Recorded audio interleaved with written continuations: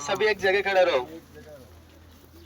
मैं कुछ सीखने के ले आए हो तो सीख नहीं जाओ ना यहाँ से, आप इतने दूर से आए हो वहाँ से। कोई बात नहीं। ये दान तो सुना होगा आपने, चावल चावल ये दान लगाया हुआ था हमने इसमें। इसकी नर्सरी हमने जून जुलाई में तैयार करी थी। पूरी नर्सरी समझिए आप, पहले नर्सरी तैयार करते हैं, उसकी नर्सरी तैयार करने के बाद उसे खेत में जब लगाते हैं तो खेत में इसे लगाने से पहले इसमें एक और रोटावेटर चलाया जाता है, मतलब इसकी पडलिंग की जाती है, क्रिया बोलते हैं पडलिंग, ताकि इसकी मिट्टी को बिल्कुल बारीक बना दिया जाता है चला कर उसे। तो नर्सरी तैयार करा हुआ जो पौधा होता है उस पौधे को उसमें प्रत्येक हिसाब से अपने हिसाब से दूरी पर लगाते हैं और दान लगा हुआ आता है इसमें। और उसके बाद इसमें एक पीलेपन की समस्या देखी हो आपने, कभी किसी फसल में देखी होगी कि पीली पड़ जाती है वो, तो उसके लिए हमने इसमें सबसे बढ़िया है गोमूत्र और चूने का छिड़काव किया था।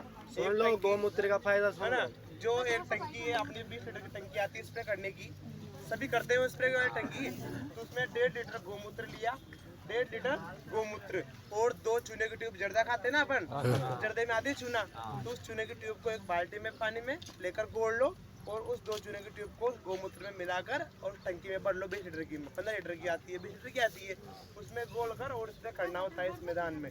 तो पीलापन की जो समस्या है ना वो पूरी दूर हो जाती है। हमने वही करा था इसमें, एक स्प्रे तो हमने करा कम से कम 20 से 25 दिन बाद। उसके बाद फिर हमने इसमें 10 पड़ने का स्प्रे भी किया। जो रस चूसक कीट होते हैं ना, रस चूसने वाले कीड़े लगते हैं, इसमें कीट लगते हैं, उन कीट को नियंत्रण के लिए हमने 10 पन्नी एक बनाई हुई थी, दवाई बनी थी, सारे 10 प्रकार की 10 पन्नी का मतलब है कि 10 तरह के पत्ते, 10 तरह के पत्ते लेकर और उनसे जो तैयार करी हुई जो दवाई, जो आगे बताएंगे कैसे बनाते हैं उसकी दवाई, उसका स्प्रे करा था हमने। वो स्प्रे करते हैं और उसके बाद इसमें बालियाँ बनती है ना, ये बालियाँ बनती है ऐसी वाली, जो बालियाँ बनने के टाइम पर इसमें हम एक काम करते हैं, 7 प्रकार के अनाज लेते हैं।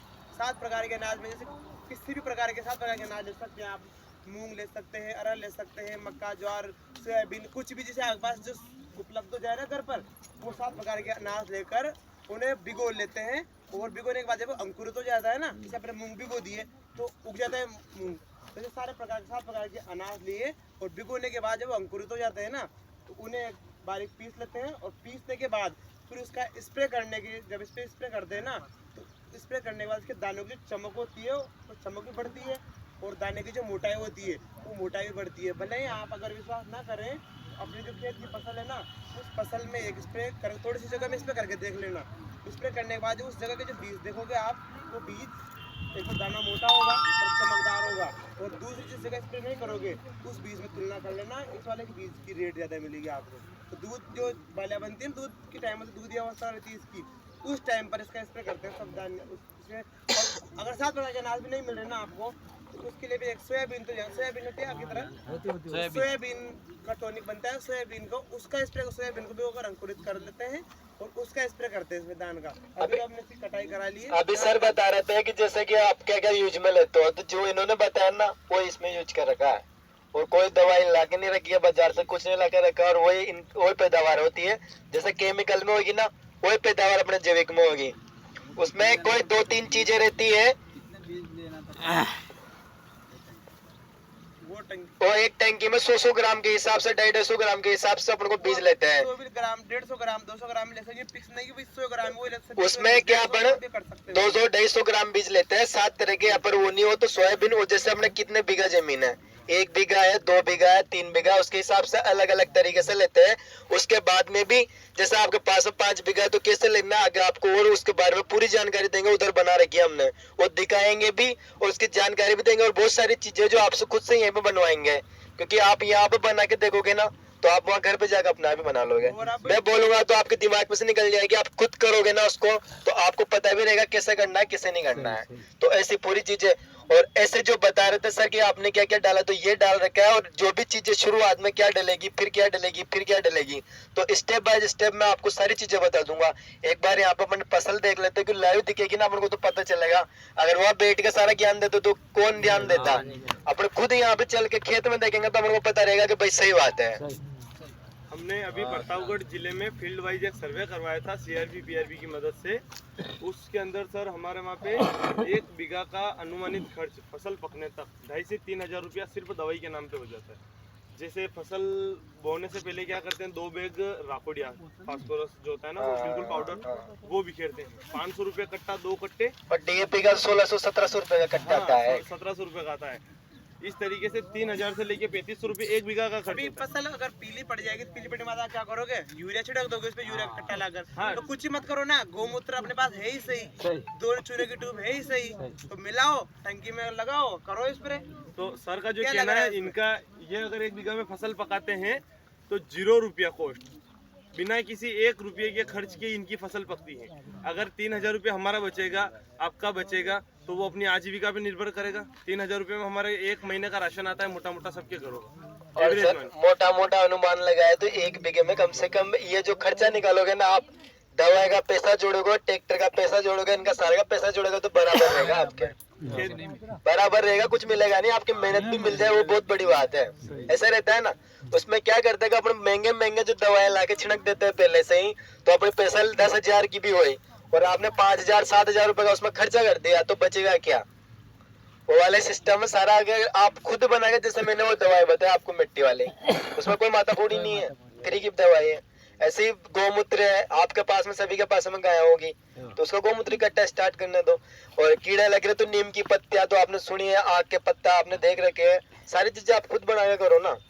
उसमें बाहर से लाने की क्या, उससे क्या आप जो पैदावार होगी, जो गेहूं लगाते हैं आपने, सोयाबीन, कुछ भी चीजें लगा रखी है, उसको खाओगे तो अपना शरीर भी सही रहेगा। अभी आप लोगों के खेत में 1 बीघा में कितने पैसों का फसल पका है? पैसों से माने तो 1 बीघा में शायद मुझे नहीं लगता है कि किसी के भी 2 बीघा से ज्यादा सोयाबीन पकी है इस बार, 2 कुंटल से ज्यादा। वो तो है ही नहीं। सर मेरे तो मक्का पकी है, 5 कुंटल लगभग 1 बीघे की मक्का हुई। तो और आपने मैं जो 8 से 10 हजार रुपए का आपका फसल पका है। मैं जो बताऊं आपको, मुझे 3 साल हो गए, जी, कोई रासायनिक नहीं तो डीएपी डाल रहा हूँ, नहीं यूरिया डाल रहा 5 हूँ, कुंटल निकाल रहे नहीं हैं अपने ये अपने रासायनिक टोटल चीज नहीं डाल रहा हूँ, DAP, सिर्फ यूरिया, जैविक, रासायनिक हाँ वगैरह जैविक के अलावा। और मुझे 3 साल गए साल मुझे गेहूँ बोए थे, 7 बोरी गेहूँ हुए थे। निकले ना 7 बोरी हाँ 7 बोरी गेहूँ 1 बीघा में निकले थे।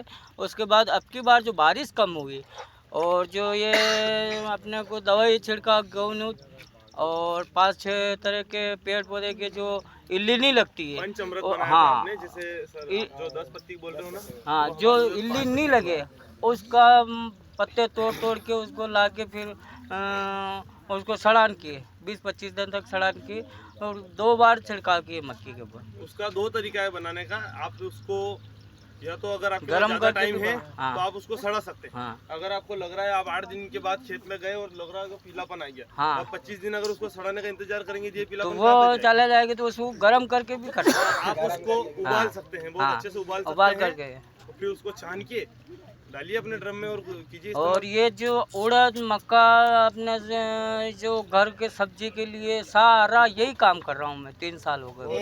एक दवाई आती है जो मक्का में डाल दो आप, लगभग किसी ने डाल रखी होगी, कोराजन नाम से आती है।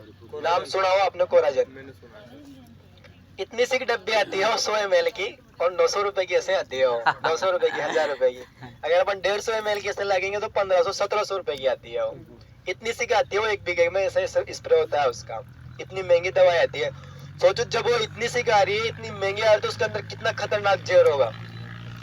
आइडियल अंदाज लगा लो कितना खतरनाक जहर होगा वो। तो जब अपने फसल पे छिड़काव करेंगे तो अपने को भी नुकसान पहुंचाएगी ना। ऐसे चलो आगे की ओर बढ़ते हैं अपन।